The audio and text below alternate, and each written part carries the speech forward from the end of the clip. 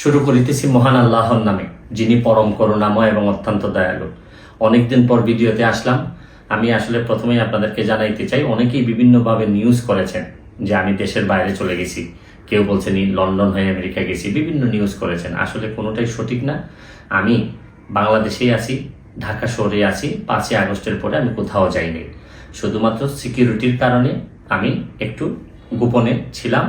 এটাই হচ্ছে গিয়ে আমার বাস্তবতা। আমি আপনাদেরকে একটা কথা বলতে চাই যে দেখেন, যখন 5ই আগস্টের পরে অনেকে আমারে বলছেন যে তুমি অনেকেই ইন্ডিয়া দিয়ে চলে যাওয়ার কথা বলছেন, আমেরিকা চলে যাওয়ার কথা বলছেন, কিন্তু আমার কাছে আমার মনে কখনোই সায় দেয়নি। আমার কাছে মনে হয়েছে যে আমি কোনোদিন কোনো দুর্নীতি করি নাই। আমি ঢাকা শহরে 10 বছর ব্যারিস্টার থাকার পরেও আমি কোনো প্লট আমার নাই, ফ্ল্যাট নাই, আমার একটা গাড়ি ছাড়া আমার নামে কোনো সম্পদ নাই। তারপরেও আমি কোনো অপরাধ করি নাই। কেন আমি আমার দেশ ছেড়ে যাব? কারণ আমার দেশে তো, এই দেশেই তো আমার লাশ আসবে, এখানেই আমার কবর হবে, এটাই আমার বিশ্বাস। সুতরাং এই দেশ ছাড়ার জন্য আমি কোনোদিন, আমার ইচ্ছা হয় নাই।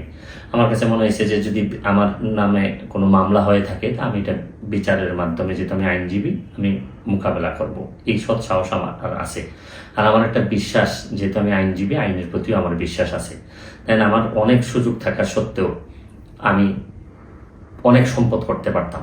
আমার হালাল ইনকাম দিয়ে আমি অনেক সম্পদ করতে পারতাম, কিন্তু পুরা টাকাটা আমি আমার চুনারঘাট, মাধবপুর এবং বিভিন্ন জায়গায়, ইভেন বন্যার সময়, দেশের বিভিন্ন বন্যার ক্রাইসিসে আমি চেষ্টা করছি মানুষের কল্যাণে দাঁড়ানোর।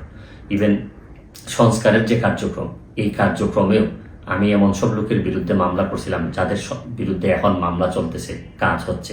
এগুলা প্রথমে আমিই শুরু করছিলাম।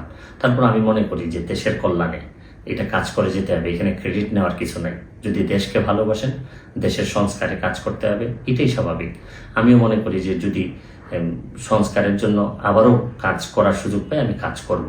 আর সুযোগ না পাইলেও আমার কোনো অসুবিধা নেই। আমি একজন আইনজীবী হিসাবে, সুপ্রিম কোর্টের আইনজীবী হিসাবে আমি আমার প্র্যাকটিসটা চালাই যেতে চাই। কারণ আইন অঙ্গনের যেহেতু যাত্রা শুরু, আইন অঙ্গনের মধ্য দিয়ে শেষ করতে চাই। আজকের মতো বিদায় নিচ্ছি। ভালো থাকবেন, সুস্থ থাকবেন। আমার এই সম্পদের, আমি মনে করি যে কোনো সংস্থা দেখতে পারে তদন্ত করে যে একটা গাড়ি ছাড়া আমার নামে কোনো কিছু আছে কিনা। আমি কোনো সম্পদ করি নাই নিজের ইনকাম দিয়ে, কোনো সম্পদ করি নাই। এতদিন ব্যারিস্টার থাকার পরেও, প্র্যাকটিস করার পরেও, ভালো প্র্যাকটিস করার পরেও যা সম্পদ ছিল সবই মানুষের কল্যাণে দিয়ে দিছি।